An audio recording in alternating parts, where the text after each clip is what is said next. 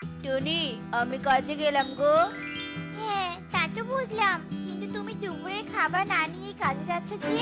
আজ কি খাবার খেতে হবে না নাকি? আরে আরে, ভালো কথাই মনে করে দিলে। আমি তো ভুলে গিয়েছিলাম খাবার নেওয়ার কথা। আচ্ছা, খাবারের বাটিটা নিয়ে এসো তো।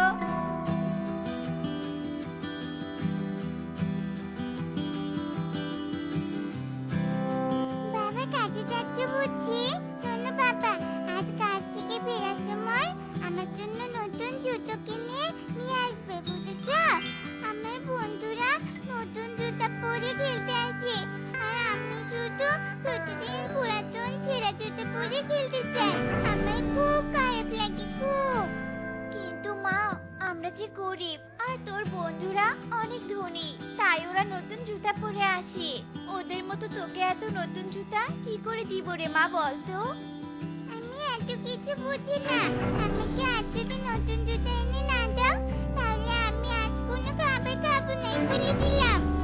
পাগলি মেয়ে আমার, তুই আমার এত আদরের মেয়ে, আর তুই একটা আবদার করেছিস, আর আমি তা এনে দিব না, তা কি কখনো হয়? আমি আজ কাজ করে সেই টাকা দিয়ে তোর জন্য সুন্দর একটা জুতা নিয়ে আসবো রে মা। তবুও না খেয়ে যেন থাকিস না। কি মজা, কি মজা। বাবা তুমি খুব ভালো, আর মা পচা। মাম্মিকে জামা দিতে চায় না। বাবা, আমি আজ পেট ভরে ভাত খাবো। আমার চেয়ে নতুন জুতো হবে। এই বলে টুকি খুশিতে খেলতে চলে যায় আর টোনা কাজে চলে যায়। টোনা পেঁচার গমের জমিতে কাজ করত। টোনা সারাদিন কাজ করে বিকেলে তার পারিশ্রমিক নিয়ে জুতার দোকানে যায়। দাদা, ওই জুতোগুলো কত করে? টোনা, এই জুতাগুলো 600 টাকা, কিন্তু তুমি অনেক গরিব, তাই তোমার জন্য 500 টাকা রাখতে পারবো। আজ কাজ করে পারিশ্রমিক 500 টাকায় পেয়েছি। এখন মেয়ে যেহেতু চেয়েছে, তাই মেয়ের জন্য জুতাটা নিয়ে যেতেই হবে। দাদা, জুতাটা দিয়ে দিন, আর এই নিন টাকা। টোনা কবুতরের কাছ থেকে টুকির জন্য জুতা কিনে নিয়ে বাড়ির দিকে ফিরছিল, আর পথে কালু কাকের সাথে টোনার দেখা হয়ে যায়। আরে টোনা যে, কোথায় গিয়েছিলে? মেয়ের জন্য দেখছি জুতাও নিয়েছো। ভালোই তো দেখছি, এখন টাকা ইনকাম করো। হ্যাঁ দাদা, কাজ করে যে টাকা পাই তা দিয়েই বউ বাচ্চাদের নিয়ে ভালোই চলে। মেয়ে জুতার জন্য জেদ করেছে, তাই আজকে কাজের টাকা দিয়ে মেয়ের জন্য জুতা নিয়ে আসলাম। আমার মেয়েকেও এমন জুতা কিনে দিব ভাবছি। জুতাগুলো খুব সুন্দর। আচ্ছা, তাহলে বাড়িতে যাও।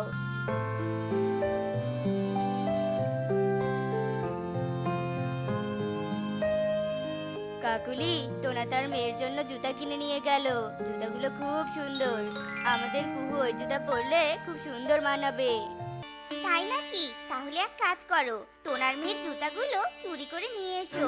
আমাদের কাছে তো এত টাকা নেই, আমরা তো কোনোদিনও মেয়েকে জুতা কিনে দিতে পারবো না। তাই চুরি করে জুতা পরার শখটা মিটিয়ে দিব, বুঝেছো? হ্যাঁ, ঠিকই বলেছো। আজ রাতেই আমি ওই জুতাগুলো চুরি করে নিয়ে আসবো, শুধু রাতটা হোক। এই নে মা, তোর জুতা নে। বাবা, জুতাগুলো আমার খুব পছন্দ হয়েছে। কাল আমি এই জুতা পরে বন্ধুদের সাথে খেলতে যাব।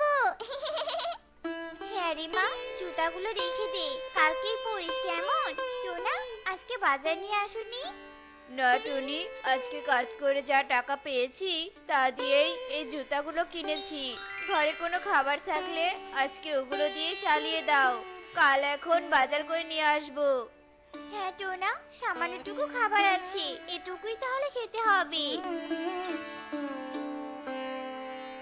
এরপর সবাই মিলে ওই সামান্যটুকু খাবার খেয়ে নেয়, আর তারা ঘুমিয়ে পড়ে। এদিকে কালু রাত হতেই টোনার বাড়িতে আসে। টোনার ঘরটা তো অনেক পুরাতন মনে হচ্ছে। ঘরে হাত দিয়ে ভাঙার চেষ্টা করলেই বুঝি ভেঙে যাবে। আমি বরং কিছু জায়গা ভেঙে ভিতরে ঢুকি, আর যাওয়ার সময় আবার ঠিক করে দিয়ে যাব, যেন বুঝতেই না পারে যে ঘরে চোর এসেছিল। হা হা হা, আমার মাথায় কত বুদ্ধি। যেই বলা সেই কাজ। শয়তান কালু টোনার ঘরের একটু বেড়া ভেঙে ঘরে ঢুকে পড়ে। আর টেবিলে রাখা টুকির জুতা নিয়ে বাইরে আসে আর ভাঙা বেড়া কোনোভাবেই ঠিক করে দিয়ে চলে যায়।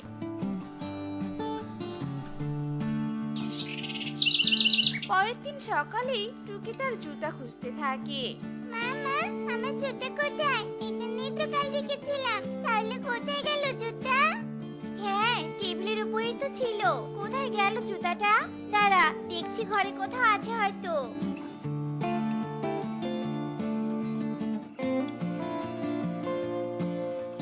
আরে আরে, কোথাও তো জুতাটা পেলাম না রে মা। কি বলছো কিটুনি? জুতাটা কোথায় হারিয়ে গেল? এই ঘর থেকে? জুতার কি হাত পা আছে নাকি, হ্যাঁ, যে হেঁটে হেঁটে চলে গেছে? আমি বাজার না নিয়ে মেয়ের জন্য জুতা নিয়ে আসলাম, আর ঘর থেকে জুতা হারিয়ে গেল? তাহলে আমার বন্ধুদেরকে জুতা পরে দেখাতে পারলাম না। মারে, তুই চিন্তা করিস না, আমি তোকে আবার নতুন জুতা এনে দিব। তখন তুই তোর বন্ধুদের দেখাবি, কেমন? টোনা, আজ থেকে না হয় আমিও কাজে যাব। তুমি একা কাজ করে মেয়ের শখ মেটাবে নাকি সংসার চালাবে বলো তো? হ্যাঁ টুনি, ঠিক বলেছো, তুমি কাজে গেলে ভালোই হবে। এরপর টুকিকে বাড়িতে রেখে টুনি ও টোনা কাজে চলে যায়।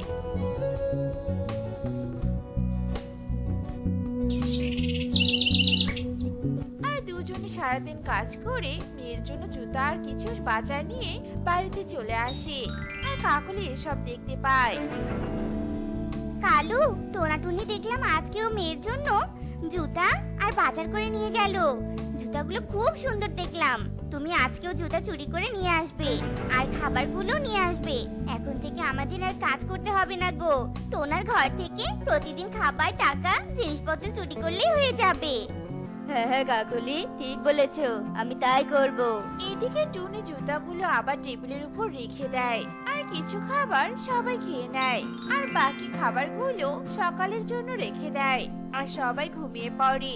সেই সুযোগে কালু এসে আবারও একইভাবে জুতা ও খাবার চুরি করে নিয়ে যায়। কিন্তু কালুর মনেই থাকে না ঘরে ভাঙা বেড়া ঠিক করার। পরের দিন সকালবেলা টুনি ভাঙা ঘরের বেড়া দেখে অবাক হয়ে যায়। এ কি টোনা, কি সর্বনাশ হয়েছে! দেখো, ঘরের বেড়া ভাঙা। তার মানে চোর এসে জুতা চুরি করে নিয়ে গেছে। আজকেও তো জুতা দেখছি না। আজকেও নিয়ে গেছে টোনা। আর এখানে সকালের জন্য খাবার রেখেছিলাম, খাবারগুলো তো দেখছি না। আমাদের ঘর ভাঙা দেখে চোর সুযোগ বুঝে আরো ভেঙে চুরি করে নিয়ে যাচ্ছে। এখন টাকা পয়সা ঘরে রাখতেই পারবো না, টাকা পয়সাও চুরি করে নিয়ে যাবে। আর টাকা পয়সা জমা না করলে কিভাবে ঘরটা নতুন করব বলো তো?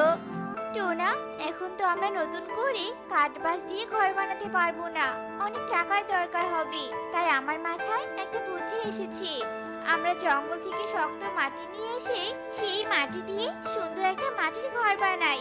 তাহলে চোর আর মাটির বেড়া ভেঙে আমাদের সবকিছু চুরি করতে পারবে না গো। টুনি, তুমি তো ভালো বুদ্ধি দিয়েছো, তাই করো তাহলে। হ্যাঁ বাবা, তাই করো। তাহলে শয়তান চোর আর আমার জুতা চুরি করতে পারবে না। এরপর টুনি টোনা জঙ্গলের ভিতরে যায়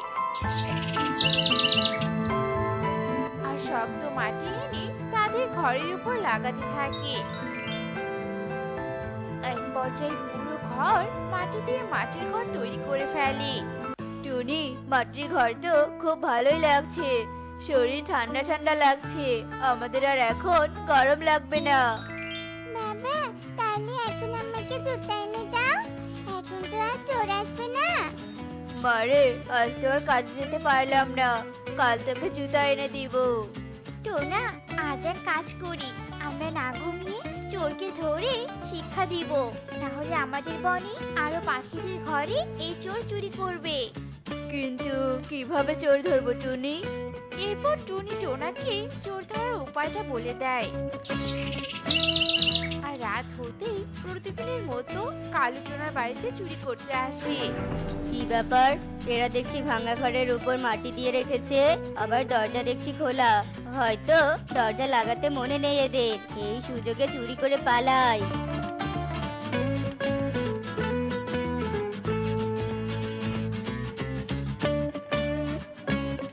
এই কে কে কে, আমাকে ছেড়ে দাও, ছেড়ে দাও বলছি। শয়তান কালু, তুই তাহলে চোর? এতদিন আমাদের খাবার, আমার মেয়ের জুতা চুরি করেছিস, কিন্তু আজ কোথায় যাবি? আজ তোকে উচিত শিক্ষা দিবই দিব। শয়তান কালু চোর, তোর জন্যই আমরা কষ্ট করে মাটির ঘর বানিয়েছি। আমার মেয়ের এত শখের জুতা চুরি করেছিস তুই। এইসব বলতে থাকে আর টোনাটুনি কালুকে অনেক মারতে থাকে। আমাকে আর মেরো না, আমি আর কখনো চুরি করব না। আমি তোমার মেয়ের জুতা ফিরিয়ে দিব, তবু আমাকে ছেড়ে দাও। তোকে সহজে ছেড়ে দেওয়ার জন্য তো ধরিনি, ভালোভাবে শিক্ষা দিয়ে ছেড়ে দিব। তোকে কাল সকালে পুলিশে দিয়ে আসবো। অলস হয়ে কাজ না করে চুরি করে খেতে চাস, সেই আশা আর হবে না। এভাবে সেই রাত্রি কেটে যায়। পরের দিন কালুকে টোনাটুনি থানায় নিয়ে যায় আর পুলিশকে সব কথা খুলে বলে। এই কালু, টোনা যা বলছে সব কি সত্যি বলছে? হ্যাঁ স্যার, সত্যি বলছে। আমি লোভে পড়ে চুরি করেছি, আর কখনো চুরি করব না স্যার। নিজের কর্ম করে খাবো, তবু আমাকে ছেড়ে দিন। অন্যায় করেছিস, এর শাস্তি তো তোকে পেতেই হবে। তোকে 1 বছর জেলে থাকতে হবে, তারপর ছেড়ে দিব। না হলে তোকে ছেড়ে দিলে বনে আরো পাখিরা চুরি করার সাহস পাবে। এই বলে পুলিশ কালুকে জেলে বন্দি করে। এই কাকুলি, আমার মেয়ের জুতাগুলো দিয়ে দে, না হলে কালুর মতো তোকেও পুলিশে ধরিয়ে দিব। তার মানে তোমরা কালুকে পুলিশে দিয়েছো? তোমরা প্রতিবেশী হয়ে এ কাজ করতে পারলে কি করে? আমরা কোনো তোমার প্রতিবেশী না। প্রতিবেশী হলে কি তোমার স্বামী আমার ঘরে চুরি করতে যায়? অন্যায় করলে সবাইকে শাস্তি পেতে হয়, সেই যে হোক না কেন, বাবা হোক বা প্রতিবেশী হোক। এবার সব বুঝেছি গো। অন্যায় করে কখনো সুখে থাকা যায় না। আর যদি আমার স্বামী চুরি না করতো, তাহলে আর জেলে থাকতে হতো না। আমাদের ক্ষমা করে দিও, আমরা আর কখনো কারো কোনো জিনিস চুরি করব না। অন্যায় করে নিজে সুখী হতে চাইবো না। দাঁড়াও, তোমাদের জুতা ফিরিয়ে দিচ্ছি। এরপর কাকুলি জুতাগুলো এনে দেয় আর টোনাটুনি জুতা নিয়ে বাড়িতে চলে আসে। টুকি জুতা পেয়ে অনেক খুশি হয়ে যায় আর টোনাটুনি তাদের মেয়েকে নিয়ে মাটির ঘরে সুখেই দিন কাটাতে থাকে। পাহাড়ের তলদেশে হাতি আর বাঘ বসে বসে কলা আর কাঁচা মাছ খাচ্ছিল। আহা, এত এত মাছ খেতে যে কি ভালোটাই না লাগছে আমার। হাতি, খাবি নাকি 2-1টা? না বাঘ মামা, আমি খাবো না। আমার এই কলাগুলোই যথেষ্ট। যদি ইচ্ছে হয় তো তুমি আমার কলাগুলো খেতে পারো। ছি ছি, ওইসব কলা টলা আমার একদম চলে না। তুই খা তোর কলা। ভালো জিনিসের কদর আর তুমি কি বুঝবে? তোর ওই কলায় কোনো পুষ্টি নেই, বুঝেছিস? আমার এই কাঁচা মাংসে অনেক পুষ্টি উপাদান আছে, তার কারণেই তো আমার শরীরে জোর বেশি। আর আমি বনের রাজা, তুই হলি আমার প্রজা। হা হা হা হা হা। বাঘের কথা শুনে হাসির ভীষণ রাগ উঠে যায় আর দুজনে মিলে ঝগড়া করতে থাকে। এদিকে তখনই এক ক্ষুধার্ত শিয়াল এসে সেখানে হাজির হয়। হাতি আর বাঘ তো দেখছি দুজনেই অনেক বোকা। তারা হয়তো জানে না যে জ্ঞানীদের তর্ক করতে নেই, জ্ঞানীদের সব সময় চুপ থাকতে হয়। তবে ভালোই হয়েছে, এদের বোকামির মাঝখান থেকে সুযোগ বুঝে আমি বরং কটা মাছ আর কলা নিয়ে আসি। সেগুলো দিয়েই কোনো রকমে আজ আমার দিনটা চলে যাবে। শিয়াল তার মনের ভাব শেষ করে মাছ আর কলা চুরি করতে যায়। মুখে করে কিছু মাছ আর কলা নিয়ে যেতেই বাঘ দেখে ফেলে। আরে শিয়াল, তোর এত বড় সাহস, তুই আমাদের মাছ কলা চুরি করিস? দাঁড়া, আজ আমি তোকে দেখাচ্ছি মজা। শিয়াল বাঘের কথা শুনে পালাতে থাকে আর পালাতে পালাতে হোঁচট খেয়ে পড়ে যায় আর অমনি তার মুখ থেকে সবগুলো মাছ আর কলা পড়ে যায়। আর শিয়াল সেগুলোতে লোভ না দিয়ে আপন প্রাণ নিয়ে পালিয়ে নিজের গুহায় ঢুকে যায়। বাপরে বাপ, খুব জোর বেঁচে গেলাম। আর একটু হলেই বাঘের পেটে গিয়ে এতক্ষণে আমাকে হাবুডুবু খেতে হতো। কিন্তু এখন আমি কি করি? ক্ষুধায় তো পেট জ্বলে যাচ্ছে পুরো। ডিমের গন্ধ ভেসে আসছে মনে হচ্ছে, কিন্তু কোথা থেকে? এমন সময় শিয়াল তার পিছনে তাকায় আর অমনি একটা পাখির ডিম দেখতে পায়। আরে আরে, আমি তো এখানে কোনো পাখির ডিম রাখিনি, তাহলে এটা কোথা থেকে এলো? দূর ছাই, অত ভেবে কি আর করি, আমি বরং ডিমটা খেয়ে নেই। শিয়াল ডিম নিয়ে সোজা মুখে পুরে নেয় আর একটু চুপ করে থেকে ডিমটা মুখ থেকে বাইরে বের করে দেয়। আর অমনি ডিম ফুটে সুন্দর একটা ছানা বের হয়। আরে, এই তো দেখছি পাখির ছানা। মা মা, বাবা বাবা আরে আরে কাছিস কেন রে মা? এই তো আমি তোর মা। আয় মা, আমার কাছে আয়। সত্যি তুমি আমার মা? হ্যাঁ, সত্যি আমি তোর মা। এবার কান্না থামা তো দেখি। পাখির ছানার হাসি দেখে শিয়াল মনে মনে ভাবতে থাকে, ছানাটাকে তো বললাম আমি তার মা, কিন্তু আমি তো এর মা না। এখন কি করি? এর আসল মাকে কোথায় খুঁজে পাবো? না, আমি বরং একটা কাজ করি, ছানাটাকে নিয়ে বাইরে যাই। খাবার খোঁজার পাশাপাশি ছানাটার মাকেও খুঁজে বের করা যাবে। এসব ভেবে শিয়াল ছানাটাকে তার পিঠে তুলে নেয় আর জঙ্গলে বেরিয়ে পড়ে খাবারের খোঁজে। ও মা, কি সুন্দর! মা, এগুলো কি? এগুলো ফুল রে মা। এগুলো কি খাওয়া যায়? না রে মা, ওগুলোকে খাওয়া যায় না, শুধু সেগুলোর সৌন্দর্য উপভোগ করতে হয়। আর একটা সময় ফুল থেকে ফল হয়, আর সেই ফলগুলো সবাই খায়। তাইলে আমি ফল খাবো। আচ্ছা চল, তোকে এখন আমি ফলই খাওয়াবো। এরপর শিয়াল পাশের একটা গাছের নিচ থেকে ফল কুড়িয়ে এনে টুকিকে দেয়, আর টুকি অনেক মজা করে সেগুলো খেয়ে নেয়। এদিকে শিয়াল মনি মনি টুকির মাকে খুঁজতে থাকে, কিন্তু কোথাও আর তাকে দেখতে পায় না। অবশেষে টুকিকে নিয়ে আবার তার গুহায় ফিরে আসে। এদিকে ততক্ষণে রাতও হয়ে আসে। সারাদিন অনেক ঘোরাঘুরি হলো, এখন আমাদের ঘুমাতে হবে। কাল সকাল সকাল উঠে আবার তোকে ওড়া শিখতে হবে, বুঝেছিস? টুকি মাথা নাড়িয়ে নিজের সম্মতি জানায়, আর দুজনে শুয়ে পড়ে। টুকির চোখে ঘুম আসলেও শিয়ালের চোখে কোনো ঘুম নেই। মেয়েটাকে তো এইভাবে মাটিতে রেখে দিলাম, এখানে তো অনেক পোকামাকড় বসবাস করে। একবার যদি কোনো পোকা কামড় দেয় তাহলে তো অনেক বড় বিপদ হয়ে যাবে। না না বাবা, আমি মেয়েটার এত বড় ক্ষতি একদম মেনে নিতে পারবো না। তার থেকে বরং আমি সারা রাত মেয়েটাকে পাহারা দেই, সকাল হলেই মেয়েটাকে ওড়া শেখাবো, তাহলেই আমি একটু চিন্তামুক্ত থাকতে পারবো। এরপর শিয়াল সারা রাত ধরে টুকিকে পাহারা দেয়, আর টুকি মনের সুখে ঘুমিয়ে নেয়। এদিকে দেখতে দেখতে সকাল হয়ে আসে।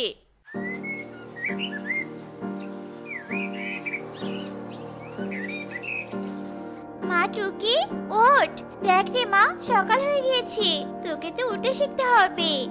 মায়ের ডাকে টুকিরও ঘুম ভেঙে যায়, আর ওরা শেখার জন্য তারা দুজনেই বাইরে বেরিয়ে আসে। মা, কিভাবে উঠতে হয় আমি তো জানি না, তুমি আমাকে একটু শিখিয়ে দাও। আমার তো জানা নেই রে মা, আমি তোকে এখন কি করে শিখিয়ে দিব রে মা? আমি তো তোমার মেয়ে মা, আমার ডানা আছে, তাহলে তোমার ডানা কেন নেই? ওসব তুই বুঝবি না রে মা। এই বলে শিয়াল চুপ হয়ে যায়। এদিকে পাশ থেকে মিষ্টিটি এই সব কিছু দেখে, আর সামনের দিকে এগিয়ে আসে। ছোট্ট সোনামণি, তুমি আমাকে দেখো আমি কিভাবে উঠছি, আর আমাকে দেখে দেখে তুমিও ওড়ার চেষ্টা করো। আচ্ছা, কিন্তু কে তুমি? ওসব পরে হবে, আগে তো তুমি উঠতে শেখো। টুকি আর কোনো কথা না বলে মিষ্টিটির দেখে দেখে ওড়ার চেষ্টা করে, কিন্তু বারবার সে ব্যর্থ হয়ে মাটিতে পড়ে যায়। মা টুকি, তোকে ওরা শিখতেই হবে, আর আমি জানি তুই উঠতে পারবি। ওঠ রে মা, ওঠ। মায়ের অনুপ্রেরণা পেয়ে টুকি আবারও উঠে দাঁড়ায়, আর এবার সে সফলতা পায়। মা দেখো, আমি সত্যি সত্যি অনেক উঠতে পারি। মেয়ের সফলতা দেখে মায়ের আনন্দের কোনো সীমাই আর রইল না। টুকি আপন মনে উঠতে থাকে, আর তখনই মিষ্টিটি নিচে নেমে আসে আর বলতে থাকে, শিয়ালিনী দিদি, পাখির ছানা তো কখনোই তোমার ছানা হতে পারে না, তাহলে তুমি ওকে কোথায় পেয়েছো? আসলে টুকি আমার নিজের মেয়ে নয়, ওকে আমি ডিম অবস্থায় কুড়িয়ে পেয়েছিলাম। এরপর শিয়ালিনী সব ঘটনা খুলে বলে। আর তারপর আমি ওর মা বাবাকে অনেক খোঁজার চেষ্টা করেছি, কিন্তু কোথাও পাইনি। এ তাহলে সেই ডিম যেটা আমাকে টুনি দিদি আমানত হিসেবে দিয়েছিল ঈগলের হাত থেকে বাঁচানোর জন্য, কিন্তু আমি ডিম নিয়ে কোনো এক গুহায় লুকিয়ে রেখেছিলাম, আর তাড়াহুড়ো করে বেরিয়ে আসতেই আমি ডিমটা সেই গুহায় ফেলে রেখে আসি, কিন্তু রাতের আধার থাকার কারণে আমি আর সেই গুহা খুঁজেই পাইনি। এখন কি তাহলে তুমি আমার মেয়েটাকে আমার কাছ থেকে নিয়ে চলে যাবে? না, আমি ওকে নিয়ে যাব না, ও তোমার কাছেই থাকবে। এবার আমি আসি। এই বলে মিষ্টিটি আর এক মুহূর্ত দেরি না করে সেখান থেকে চলে যায়। মা টুকি, এবার মায়ের কাছে ফিরে আয় মা।